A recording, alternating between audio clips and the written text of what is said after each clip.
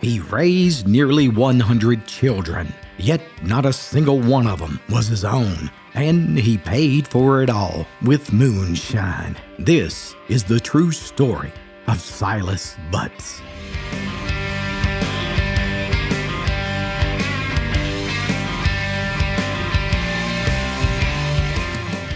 Long before government aid and social workers ever existed, one man raised nearly 100 children, powered by grit, love, and most importantly, good old corn liquor. Buckle up for one of the most unique characters to ever call Appalachia home. The one, the only, Silas Butts.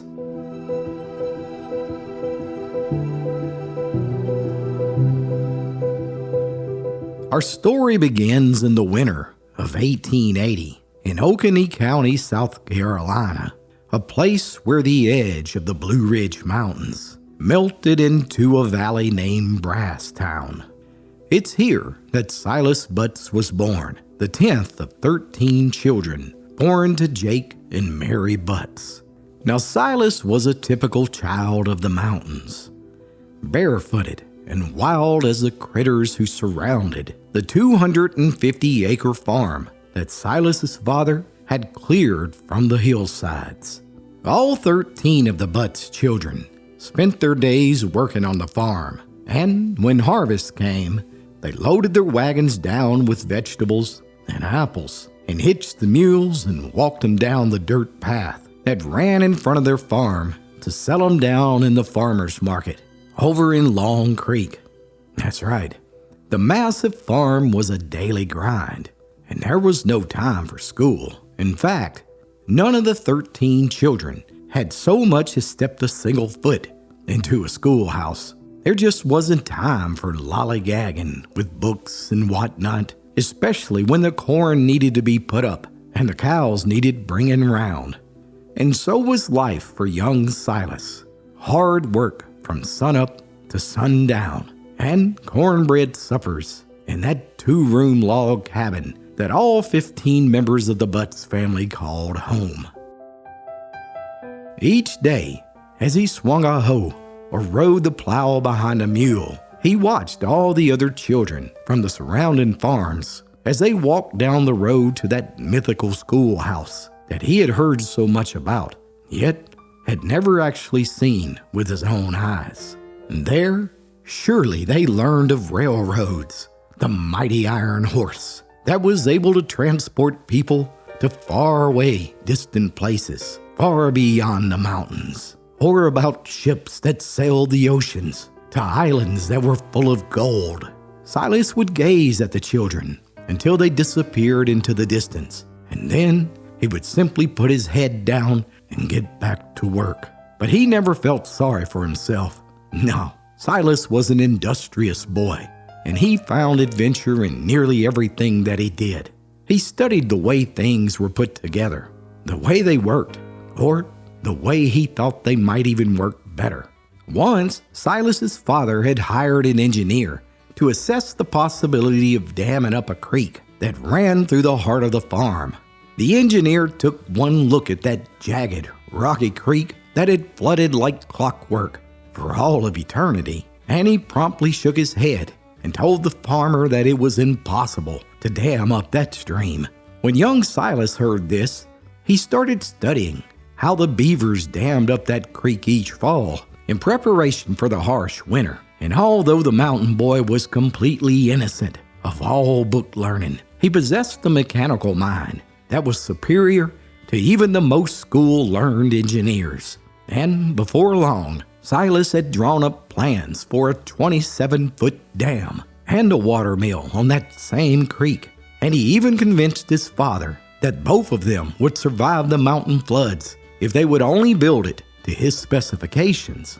And wouldn't you know it, the grist mill was built and would stand the test of time for the rest of the young boy's life. Now, although this boy was just 12 winters old, Mr. Butts was fully aware that his son was equipped with a peculiar, curious mindset. So he began selling Silas to work down at the cotton mills down in that valley. And for Silas, The cotton mill was a whole world unto itself. No trees swaying nor birds calling, just brick walls stained with soot and big iron gears that moved like clockwork. He marveled at the machinery. Everything seemed to move in perfect time. The great leather belts that looped overhead like snakes in the rafters. The long rows of spinning frames that danced with 1,000 treads. And the carding machines that sucked in the raw cotton and then spit it out clean. White sheets like magic. Silas would sneak peeks when the boss man's back was turned, crouching down to study the way a camshaft turned or a flywheel spun. Oh, the hiss of that steam and the slap of the looms were like a strange kind of music to him. Wild, mechanical music that told stories without words.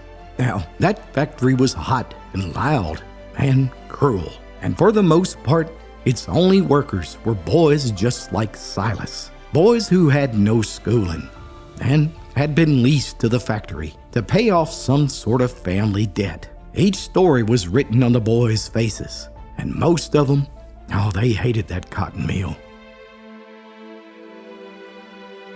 Yet, when night came, it was always the hardest. The mill fell powerful quiet, except for a few groans from the cooling metal. It was then that Silas would lay on his cot in that boarding house with his calloused hands behind his head and stare out the window at the moon. All around him, he could hear the soft sounds of young boys sobbing themselves to sleep. As much as Silas was learning working in this cotton mill, each night as he closed his eyes, his mind would drift back to the farm. And again, his mind's eye watched as all the children were laughing and walking down that path to that shiny schoolhouse to be transported by books to worlds that Silas could never even dream of. And the truth is, no matter how much he tried to deny it, for the rest of his childhood, there was nothing that Silas wanted more in this world than to know how to read one of those magical books for himself, to somehow decode those letters scrambled on a page. It was then and there, in the darkest of moments in that factory, that Silas promised one day he would make sure that no child would ever have to feel the way he felt again.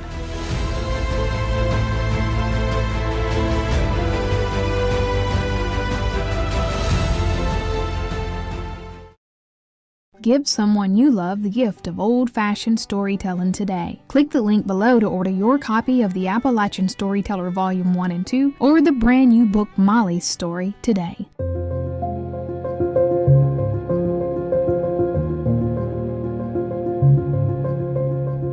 Many years passed, and by the time Silas was a man, he had inherited the 250-acre farm that he grew up on. He took a wife, and soon the newlyweds settled down in that same log cabin that Silas was born in. After all, it was only the natural order of life, and it also seemed preordained that the new couple would have a passel of young'uns that would grow up on the farm much in the same way that Silas did. But it would never be. You see, it turned out that Silas's wife was unable to bear a single child. And for the next few years, the couple lived alone along the banks of Brasstown Creek. But that all changed in 1915, when Silas was about 35 years old. You see, on one of his trips down to the valley, two teenage boys approached Silas and asked for a couple apples to eat. Turns out that both of those boys were homeless and had just been getting by any way that they could manage. Now you have to keep in mind that there were very few children's homes 110 years ago, and the ones that did exist were usually rough places. So it wasn't all that uncommon for folks to take a child in from off the streets and give them a place to stay. And this is exactly what Silas did. He brought both boys back home and let them stay in the house with both him and his wife. The boys had been in and out of trouble with the law, and they didn't have any schooling, and as a result, neither one of them could read or write. But for some reason, Silas saw potential in them, and he told them that they could stay with him as long as they liked on his farm, with the only condition being that they had to earn their keep by performing chores around the farm. A couple of months later, a neighbor stopped by Silas's farm and told him about 3 siblings that had been orphaned and had no place to go. And without asking any questions, Silas and his wife took all 3 kids in. Before long, word spread that Silas Butts was operating in an official orphanage for underprivileged children. Every other week, some stranger would show up on Silas's doorstep and ask if he would take in another child, one that some poor soul couldn't afford to feed. And other times, hungry children would just show up unaccompanied. By 1920, Silas and his wife were regularly taking care of 20 foster children at a time without any government assistance. But let's be honest, that was a lot of mouths to feed. And soon, Silas would have to make a difficult choice. Either turn his back on those kids, or he would have to figure out a way to get his hands on a tall stack of money.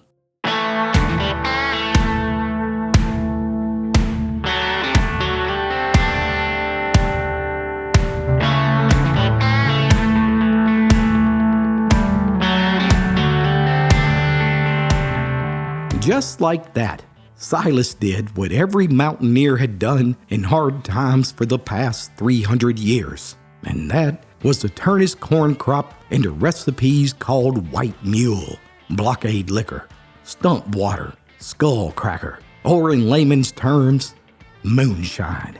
That's right. He put all the kids to work in the operation as well. He promptly set up 4 stills hidden throughout his farm, and with all that bottomland full of rich corn crops as far as the eye could see, production was soon operating at full steam. Now, Silas taught all the boys how to work that copper kettle, as well as the art of negotiating a sale with one of those city slickers down in flatland country. And before long, money was pouring into Silas's orphanage. Now, some folks might have thought that Silas was taking advantage of those young'uns, but deep down, the wily hillsman wanted to give those children something he had never had, and that was an education. And by the 1930s, astonishingly, Silas had used the funds raised in his moonshine operation to build a 1-room schoolhouse on his farm, and even hired a full-time licensed teacher. He stocked the farm with brand new books and made it mandatory that every kid staying on his farm, they had to go to school every day. And then he even opened up the school to the surrounding community and allowed every child to attend for free.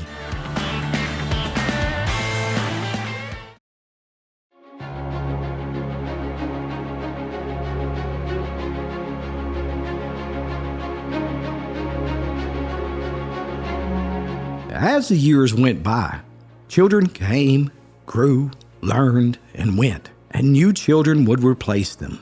Silas Butts was running the only children's home in this part of South Carolina, and he became a lifeline to the hopeless and the abandoned. Yet, all of those kids were required to work on the farm, attend school, and get good grades, thereby learning reading, arithmetic, and work ethic. Everyone knew Silas was paying for it all by manufacturing moonshine, but for the most part, folks minded their own business. Even though occasionally some ambitious deputy would come snooping around and make a bust and arrest Silas. And although he couldn't read or write or even sign his own name, Silas would always represent himself in court, responding to each and every legal charge against him with mountain wisdom and common sense, easily winning over a judge or jury's heart and resulting in the charges being dropped. And on the rare occasion that some judge would impose a sentence of jail time, outraged members of the community would promptly start a petition demanding Silas's immediate release. In fact, Silas had been taken in front of the same judge so many times on the charges of moonshining that the judge finally told the mountain man, "Silas, you've been in here so many times, I'm gonna have to give you a little bit of time this time." To which Silas responded, "I understand, Judge. I'll run home and get my kids straightened out." Yet, when Silas returned back, He had all 28 kids with him, and he set them down right on the front seat of the courtroom and said, "Now, children, this judge is going to send me away a while, but don't worry, he's going to take good care of you and feed you meals 3 times a day." And with that, the judge promptly sent Silas and the kids back home. Astonishingly, Silas Butts ran his orphanage for unwanted children all the way until the late 1950s, never taking a penny in government assistance. It was said that the children would tear through a 24-pound sack of flour at each and every meal, but Silas was generous to any stranger who showed up on his doorsteps.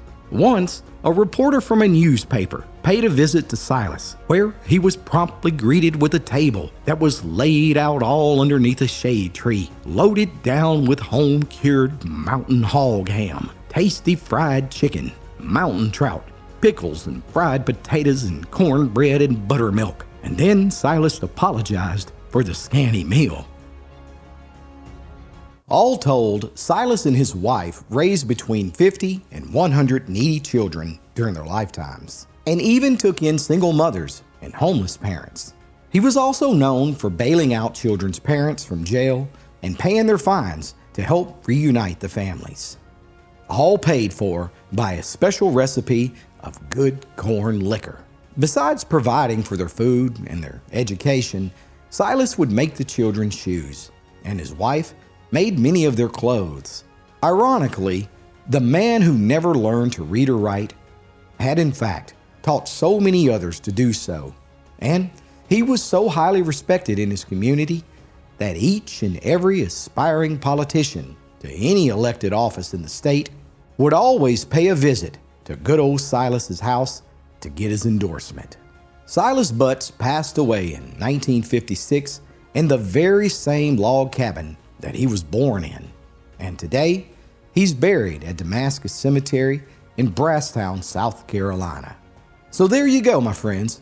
What do you think about a man running an orphanage and a school for homeless children, all while funding it with the illegal sale of untaxed corn liquor? Was Silas right to go against the government and start his own home for those kids? Perhaps he should have just left it all up to the taxmen and the government. Maybe one day they would have came around to caring about those kids. What do you think? Let me know in the comments below. And as always, be sure to like and subscribe for more true stories from Appalachia's past.